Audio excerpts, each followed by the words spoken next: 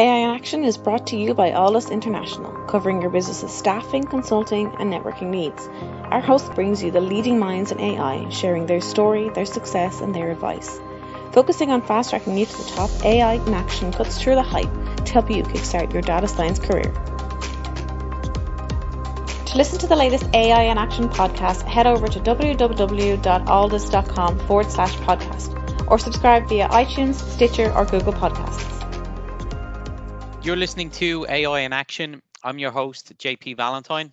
Our guest today is Dev Bapat. Dev is the head of data science and product management at Johnson & Johnson Medical Device. Dev, welcome to the show. Thank you for inviting. I'm glad to be here. Of course, Dev, our pleasure. So let's start with yourself. Can you give us some background on you, your technical journey, where you first got started in technology, some of the roles you've held along the way, and then taking us up to your current position as the head of data science for J&J's medical device division? So technology, quite frankly, was ubiquitous in every and kind of present in every step of the journey that I took, right from my undergrad days when I started in electrical engineering and chemical process control, where we had our first role in India's largest petrochemical company, where we focused on programmable logic controllers and distributed control systems, how to take the signals from chemical plants, reactors, and flares many miles away, bring them to a control tower and manage it remotely to have a perfect quality petrochemical flow. When I finished my master's, my first job, we actually was in an industrial and aerospace company. Over my career, I've spanned multiple functions and industries, starting in industrial and aerospace companies. These are fast-moving, low-margin industries where the value of data and data analysis is more on product design and supply chain agility and accuracy. So we focus significantly on scheduling optimization, network optimization for the lowest total cost for the product. That was my continued brush with technology, and actually got my Microsoft certification licenses there as well. Even when I moved to consulting, primarily focused initially in high tech, where generally you focus a lot on revenue and complexity optimization. And then in railroad, where interestingly, not a lot of people think of railroad as a hub for technology, but they are one of the most advanced in technologies. And our entire focus was on the supply chain optimization. That was a classic OR problem where you have a single rail track that goes all the way from Chicago to LA and multiple trains running on that same track. So how do we optimize the train schedules? How do we optimize revenues? Especially since many of these companies were a duopoly, it was a great experience. And then over the last 6 out of 8 years in Johnson & Johnson, I have been building and leading data science and engineering functions across supply chain and commercial, and now even in digital. Excellent. So just to jump in there, Dev, because you've been with J&J now for coming up on 7 years, and you've held several senior leadership positions. Can you talk us through each of the different roles briefly, and how one led into a larger role, leading ultimately to the head of data science and product management for the entire medical device division? So I think your first role was the director of supply chain analytics. Is that right? Right. It was analytics and transformation. I'm almost coming up to 8 years now. I started in supply chain, focusing on analytics, primarily in consumer supply chain and pharmaceutical supply chain. And the primary role was around improving supply chain reliability and predicting failures in the supply chain, which was a big deal. Subsequent to that, as we started realizing, so healthcare is not as advanced in data sciences and technology as a normal digital product company is, because healthcare is still primarily focused on physical products. But the true complexity of healthcare is vast, where you have to ship 350,000 products across 120 countries. And 50% or more of those products are what you make, you design, you develop. And those are life-saving products. So you have to navigate them across multiple regulatory systems and multiple languages to save or improve lives.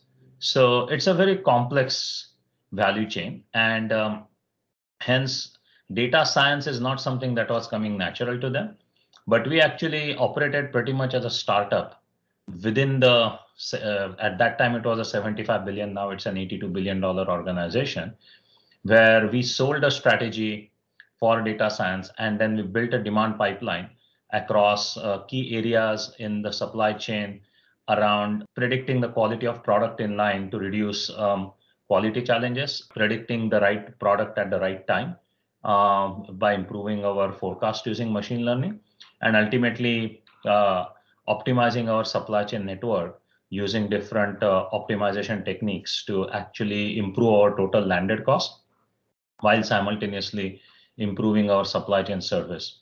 So those were significant wins in supply chain that then translated into significant bottom line impact for Johnson and Johnson. One of the things I would also say that I learned in my career is if you want to grow in your career, you always have to do your job, but you also have to go above and beyond. And if you are doing that, the company actually gives you the opportunity to do so. So while I was working on my day job, I was also accountable for establishing a Johnson and Johnson-wide data science council, where I ran that council. I was more of the facilitator and program manager for that. And our chief sponsors were our chief information officer and our chief digital officer for all of J&J, and the chief commercial officer for medical devices and for pharmaceuticals. So I got an exposure to run the council across those 4 senior leaders. And as they saw the talent, they actually decided that I move over to build a similar capability in our commercial organization in medical devices, which comprised of healthcare's outcome research, pricing, market modeling, and econometric models. So Deb, just to jump in here, because I want to get before you go into your current role and the scope of it, I'd love to get your take on the different aspects of data science that happen in J&J, because obviously you are part of forming the original council, which gives you scope and access and oversight of the various use cases. So look, J&J, as you mentioned, one of the most well-known brands globally in life sciences, but there's so many different business sections and subsections that it'd be good to get some insight from you what that would look like at the council level and how you and your peer groups came together, share best practice in order to achieve the end goal. So to compare J&J with a digital product company like Google, Facebook, Microsoft, or Amazon, we are definitely behind. I will admit that. However, within healthcare, J&J has been an early adopter in the healthcare arena of the digital way.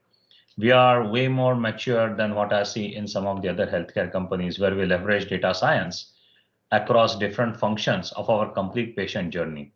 So we use data science and engineering to improve outcomes at each phase of the journey, right from whenever we talk about our pharmaceutical is our largest business at 42 billion, where we talk about drug discovery to approval, and at each stage data science is embedded, to medical devices, where we are embedding the instrumentation with the algorithm itself to improve surgical outcomes. Once the product comes for approval, we leverage data science to actually target for accelerated approval. Subsequent to that, when the product comes for manufacturing, as we discussed, we apply data science to improve inline quality predictions, forecast the product better, as well as optimize the supply chain network. And finally, when we take the product to the operating room, we make sure that we apply data science to identify the right product for the right patient using surgeon preferences. So all of that at each step of the patient journey, data science is embedded. Now to your second question, given that J&J is collection of different franchises in pharmaceutical, consumer, and medical devices, one thing that we have observed is in order for data science to succeed and for us to build quality digital products that can be used by the businesses to drive results, domain knowledge is extremely important. So to just have a centralized data science function across the entire enterprise was not going to work for a company like J&J, where pharma R&D is completely different from med device R&D, which is completely different from consumer commercial. So it's not, data science is not just an algorithm problem. Our selling pitch has always been, if you want to join the best tech company, who recommends the best product or a good friend or a good job. We are probably not that. But if you want to serve a greater purpose, that's where we want to be. That's where what we decided in the Data Science Council is, rather than having a centralized approach, we take an approach where we centralize the core around talent identification, retention, and promotion, around infrastructure selection, the core capabilities that lay at the foundation of data science.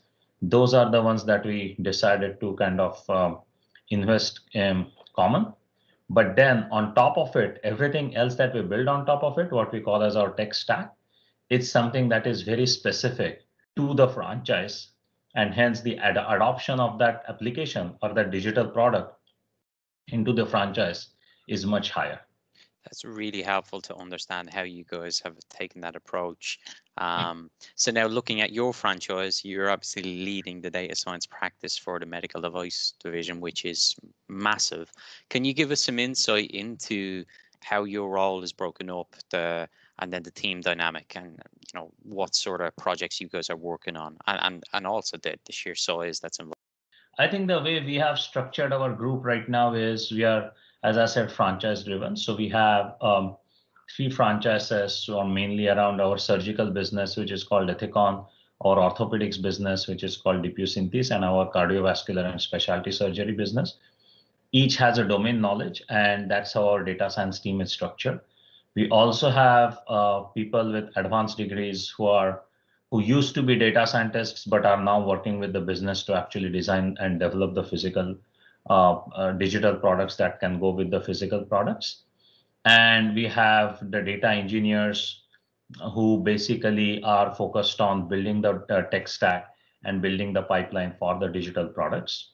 So that's how we are structured. The way we work is it's basically a pull-based model where we partner with our franchise leaders to identify the critical opportunities. In some cases, we propose those to them, but in many cases, the business partners actually have certain ideas on how to improve the business as well.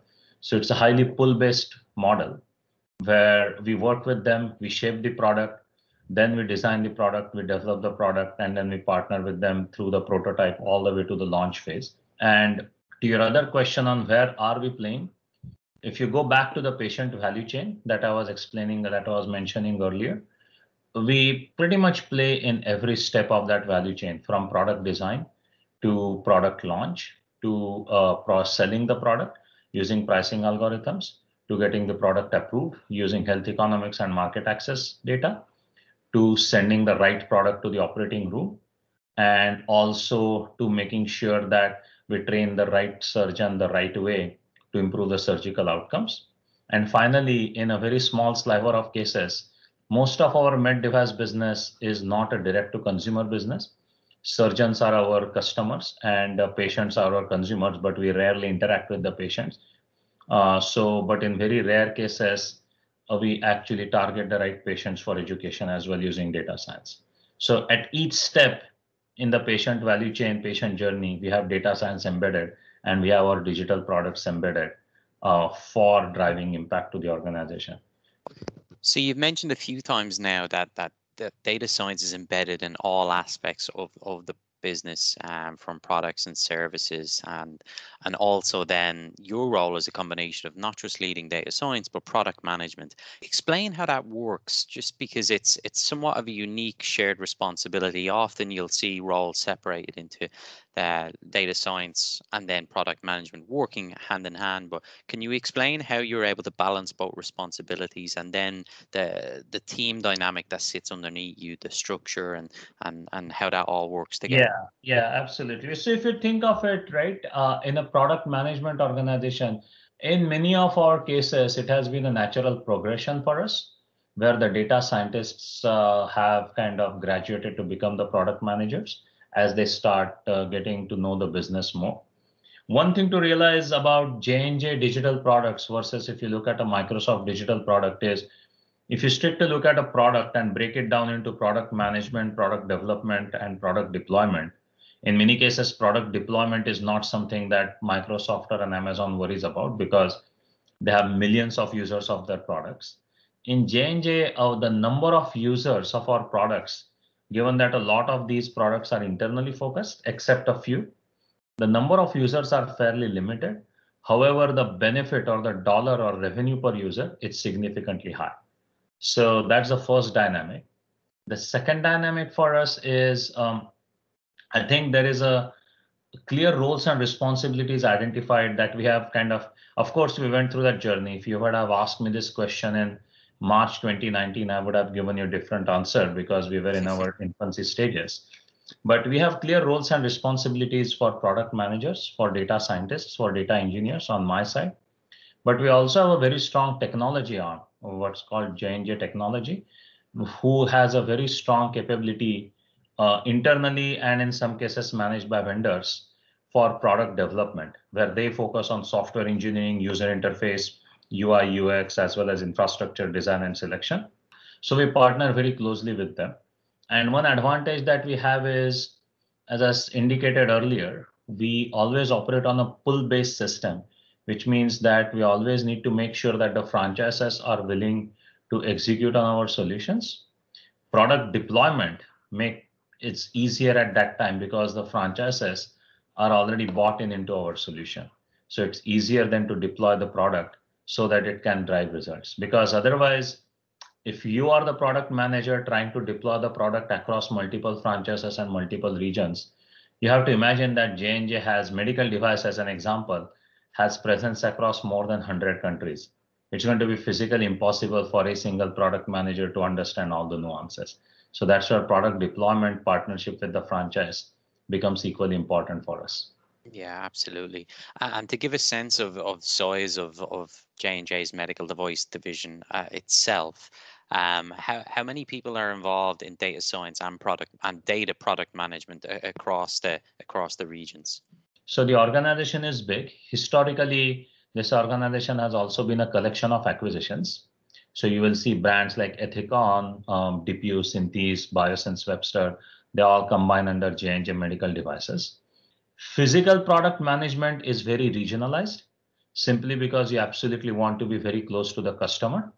Because while the products are fairly common because they only differ by human anatomy, subsequent to that, the language, the regulation is very country specific, and surgeon interaction is also very country specific. So you have physical product managers that are embedded across different franchises across different countries. In terms of digital product management, however, that's a fairly small regional team that we have here, and our responsibilities are global. And we are a small team of 9 right now, plus additional data scientists because we are still growing. A year and a half ago, we were 0. So we have grown from 0 to 9. Similarly, in supply chain, we went from 0 to 25. But the product development side is a much bigger team of more than 200 because that's where you need a lot more rigor. And then product deployment, as I said earlier, happens in the franchise and region. So although we don't hire people specifically for product deployment, a part of their job is for product deployment. Yeah, that's really helpful to have that breakdown. So thank you for that. Looking at yourself, Dev, just some of the questions I wanted to know, and I know we've spoken about it previously, but what's kept you at J&J so long? You touched on it a little bit in going above and beyond, but often in the data and tech space, there's a belief that an individual should move every 3 years or so to get new exposure to different technologies and advance their career. But you're a perfect example of somebody who stayed and taken on different projects and grown your role over time in the one location. So I think it'd be good to have you talk about that as an experience. You mentioned the pros and cons, but what's kept you engaged? What's kept you at J&J so long? So I would say a couple of things, right? As you said, every 3 years, the belief is that you have to move to get more exposure and diversity of exposure, right? In a way, if you look at it, I've been moving every 2 years and I've been getting that diversity of exposure. It is just that I've been moving within the same company across different franchises. So that's one beauty of J&J is you are in consumer data science today and you can be in farm supply chain data science tomorrow. And now yesterday you were in med devices. Like I'm a perfect example. I started in med devices, commercial data science, and now I've expanded into conventional surgery data science as well. So you don't need to move companies in order to get that exposure. In J&J, you can move within the franchises to get a similar exposure. So that's the first part that kept me here. The second part is personally, it was just the sheer value proposition and the complexity of the business. In J&J, you are making, designing, developing life-saving products. You are manufacturing them across roughly 100 to 125 manufacturing sites across the entire globe. And then you are shipping them across 121 countries, these 350,000 products across different regulatory systems, across different languages, and the product still reaches there on time for the consumer, for their surgery or for their injections. And many of these are life-saving products. So the sheer complexity and the opportunity to kind of improve the patient value and at the same time target such a complex supply chain, both. So for example, for me, on the one hand, I improve the surgical outcomes, which directly is tied to patient value. But on the other hand, I'm also able to tackle data science or tackle such a complex supply chain through data science, which also gives me a different level of satisfaction. So those are the things that kept me around in Johnson & Johnson. Dev, you mentioned there, the impact that you can have working at a company like J&J and how it's different to your normal tech company. Is there a particular project recently that stands out that you're proud of or you enjoy working on due to the impact it could have? Absolutely. I think there are two. There was one where we are partnering with research and development to improve our patient surgical outcomes.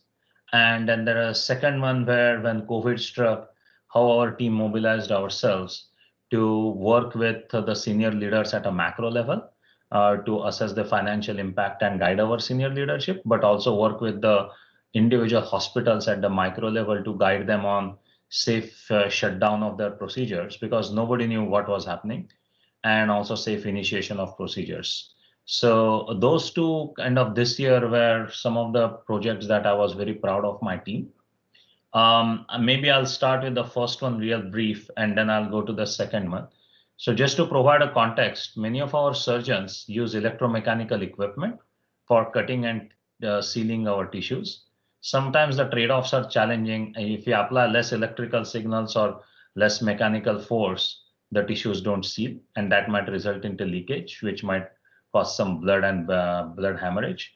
But if you apply too much pressure, there won't be a leak, but that will result into a significant patient discomfort because the seal is too tight. And that actually might possess challenges with the tissue as well. So this requires some sort of an algorithm to be embedded in the product where we can predict the probability of the right tissue seal and tell the surgeon around the right electromechanical parameters to be applied or the right mechanical force to be applied through that product. So the beauty of data science here is, again, domain knowledge.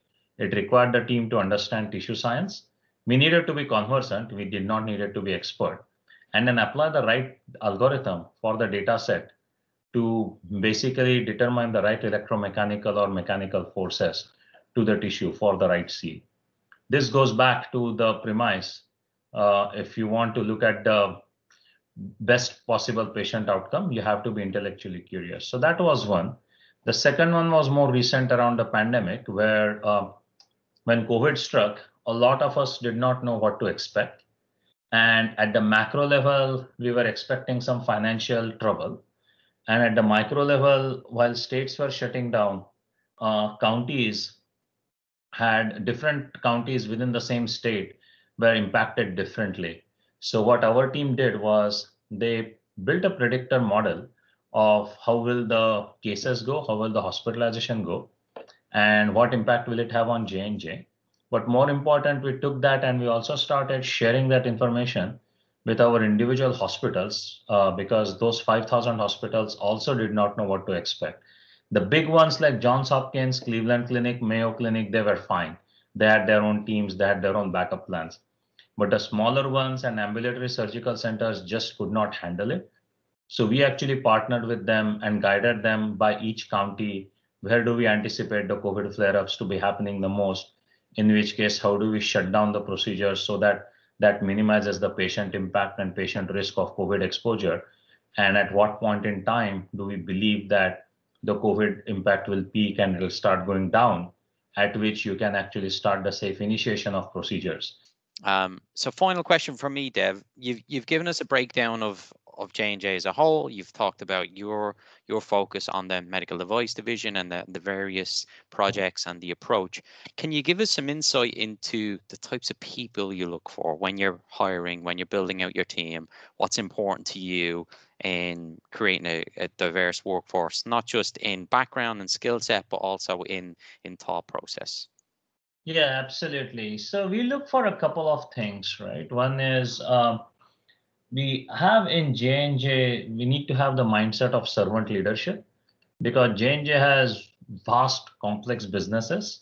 So just being a data scientist is not going to be sufficient. You need to be a data scientist who has the intellectual curiosity to learn the business and to partner with our business partners in some ways, in many cases, actually go along the journey with them because many of them may not be conversant on data science or analytics. So that's the first thing that we look is a combination of the servant leadership mindset and intellectual curiosity. Second is, and I'm deliberately starting with the intangibles first. Second is we also look for a complementary skill set. What we don't want to have happen is all of the people in a certain type, a certain profile, and a certain skill set. So if you want to truly build a diverse team, there has to be diversity of thoughts as well. So that's the second thing that we aim for. We actually sometimes actively also aim for diversity from a geographic perspective as well, because that way we can serve globally, but at the same time, each geography brings its own culture into the organization as well. And then let's talk about the tangibles. The tangibles are something that are consistent across many companies. You need to have the core data science skill set. You need to have the core knowledge of the latest ML and AI algorithms. You need to actually have a decent knowledge, if not knowledge, at least an interest in operations research, because J&J is a complex environment where we are still sub-optimized, and hence we have an opportunity to optimize that as well. And you absolutely need to be very well versed with the latest technologies and the latest tech stack, be it through Azure or be it through AWS. So those are the things that we definitely look for in candidates. Historically, the successes that we have had is where the candidates possess both the skills. So it's sometimes harder to find such candidates, and especially in places like New Jersey, where there are much more lucrative offers in a place like the Bay Area or even in Boston. But we have historically been lucky given our proximity to New York City, as well as just J&J is now starting to be a brand name even in the digital arena. It is not as strong as a brand name in digital arena the way it is in the physical products arena, but it is starting to get there. Absolutely. Dev, this has been amazing. I really appreciate you coming on and talking to us about your own background, giving us the insight into just how vast and how involved data science is at J&J across all aspects of the business, giving us some insight into why you've stayed and what's kept you engaged and the various career opportunities that have been afforded to you. And then talking about the types of people that you look for. It's been great to learn about the business. And yeah, for data scientists and data engineers listening, it sounds like it could be a great place to work. So thank you again. Absolutely, and thanks for the opportunity. AI in Action is brought to you by Alldus International, covering your business's staffing, consulting, and networking needs. Alldus offer an exec search program. Alldus can help you discover how data science and AI can transform your company. With our unrivaled network of C-suite executives and senior AI professionals, we offer retained search services across the US and Europe. Get the Alldus advantage. Become a member of the Alldus community and enjoy some of the following: AI meetups. Once a month, our community gathers to listen to some of the leading experts in the world of data science and AI. Our speakers come from all over the world, including Dublin, Boston, and Frankfurt. We also have our AI mentors. Our experts will provide mentoring to Alldus members. And don't forget our AI in Action podcast. Each week we have guests from all over the world talking us through their education, career, and more. Become an Alldus member and get the Alldus advantage. For more information and to sign up for our newsletter, log on to www.alldus.com. That's www.alldus.com.